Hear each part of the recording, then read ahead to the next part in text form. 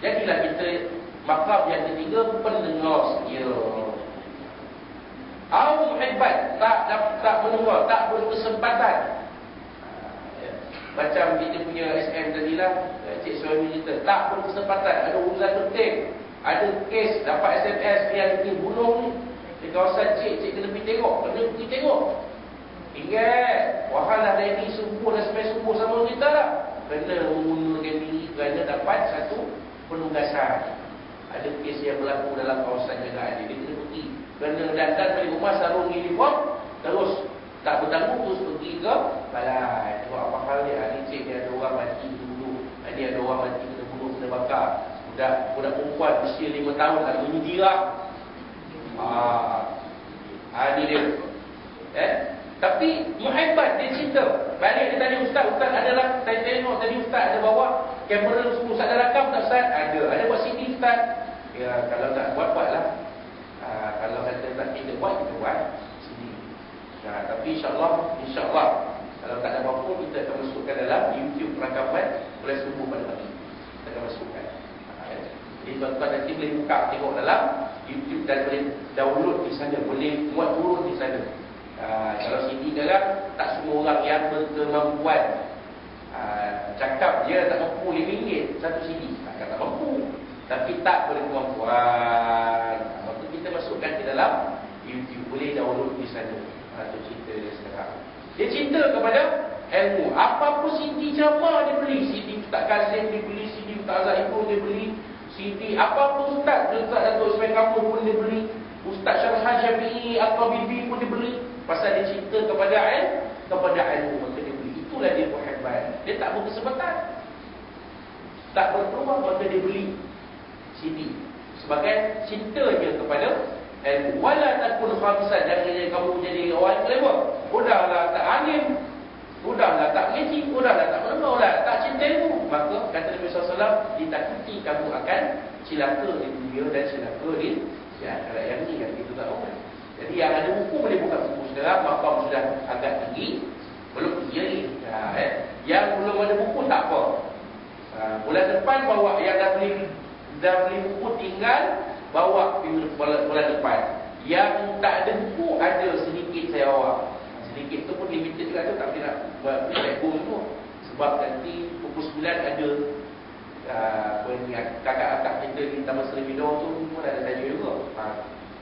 Baik. Jadi kita pergi kepada bab yang pertama, kebolehan dan kelebihan wudu. Telah menulis pengarang kitab Al-Marhum Syekh Muhammad bin Sa'id Alawi Al-Malik Al-Hasan rahimahullah taala, antara kebolehan yang dikurniakan oleh Allah SWT kepada umat Nabi Muhammad SAW ini ialah pahala yang berlimpah-limpah dan kebolehan yang tidak terhingga dalam berwudu. Baru berwudu pahala banyak dah. Baru berwudu belum sembahyang ni. Baru berwudu, baru ambil air sembahyang, air wudu. Dah ada kelebihan-kelebihan dia yang Allah Ta'ala beri kepada kita. Baik, apa dia? Antara kelebihan berwudu, ada. Banyak tu. Tapi yang dimuatkan oleh pengarang kitab ni adalah beberapa. Antara kelebihan berwudu, wudu dapat menyucikan diri daripada kesalahan dosa sampai membersihkan anggota-anggota badan. Maknanya fizikal dan spiritual yang ambil dua sini. Fizikal, membersihkan anggota badan, membersihkan wajah kita. Jadi akak tak payah nak pakai apa ni, apa nama ni, tupai yang negeri lah, benda lah, datanglah. Kalau lain tak boleh lah, tak akan jadi kita melepak lah tak boleh. Ya. Jadi kita membersihkan anggota badan dengan air sembahyang kita, dengan air wudu kita. Kemudian boleh menyucikan kita daripada kesalahan dosa. Dosa yang macam mana tuan-tuan? As-sara'ir minal dhunub. Dosa-dosa kecil kita. Dosa besar macam mana Ustaz? Saya dulu main tikam nombor. Saya dulu minum Ustaz. Saya dulu masa bujang Ustaz. Siapa saya tanya Ustaz? Lina, Ani, Rina, Tina, semua ada. Tina tu betul tak? Kan Lina semua ada Ustaz. Semua saya dah dapat Ustaz. Orang mana Ustaz? Orang Kelantan, orang Terengganu, orang Sabah, orang Sarawak. Ustaz Stacy tu jangan cakap Ustaz. Memang pom-pom. Dulu Ustaz, saya dah insaf Ustaz, dah taubat Ustaz. Macam mana Ustaz, maka Allah Ta'ala beri jalan keluarnya dalam surah At-Tahrim ayat 8. Ya ayyuhalladzina amanu tubu ilallahi taubatan nasuha. Taubat sajalah jalan keluarnya, tak ada jalan lain. Taubat nasuha saja. Itu dosa besar. Dan syarat taubat itu kita tahu 3 dah. Pertamanya kita tinggalkan perbuatan itu. Memang saya tinggal, saya tak buat dosa. Saya dah tua dah, saya dah penuh dah, saya memang tak buat dosa. Yang kedua itu tahu. Yang keduanya dia rasa menyesal. Besar-besar, saya memang besar. Saya memang rasa alat saya. Walaupun yang menyesal ini, saya kata Ustaz, saya kesesa menyesal. Saya kalau bisa nak patah balik Ustaz, kalau boleh. Itu yang kedua. Yang ketiganya dia tak buat lagi lah. Dia tinggal dan dia tak buat lagi. Tinggal dan apa pun tak buat. Bukan taubat dia lah, dia taubat lama pun tak buat. Dan yang keempat, dalam dosa itu berkaitan, dosa satu berkaitan dengan orang, maka kemaafan daripada orang. Kalau orang tu maafkan, katalah tidak maafkan, tak apalah, tak buat macam mana. Dulu kita ada maaf. Tidak kata. Dulu saya dengan Afrika. Apalah maaf. Saya dapat yang lebih teruk daripada abang. Daripada Afrika. Macam mana dulu saya dengan Afrika. Muhammad Yuf. Dia tak tahu balik ke Senegal. Tak apalah abang. Bukan kita bersama abang. Macam mana. Saya tidak maafkan kesalahan abang. Memanglah masalah tak? Okay. Jadi kalau 4 ni ada, maka taubat kita insya-Allah akan diterima oleh Allah SWT. Tapi kalau dosa kecil, insya-Allah boleh hilang, boleh terhapus dengan kita berwudu. Baik. Ketika memasuki anggota wudu, maka keluar dan terhapuslah dosa-dosa yang dilakukan oleh setiap anggota. Hal ini adalah sekali hadis Nabi SAW, man tawaddaa, sesiapa yang berwudu wa ahsana al-wudu'a, dan menyempurnakan wudu dia. Bukan berwudu saja, tapi disempurnakan dengan baik. Rukunnya sempurna, sunatnya cukup.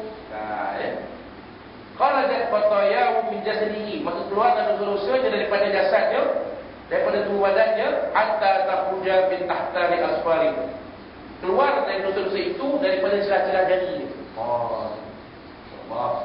Dalam wudu tu, air turun tu, dosa kita turun dengan titisan air. Yang kan. Dosa kita banyak kan.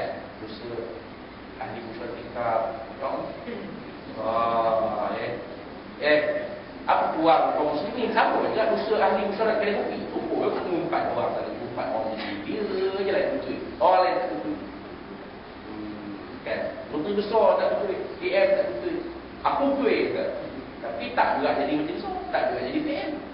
Kan? Umpat saja. Kan? Umpat yang tak betul lah. Kalau umpat yang betul tu lain cerita. Itu kita akan bahaskan dalam kuliah-kuliah akan datang. Mengatur orang je.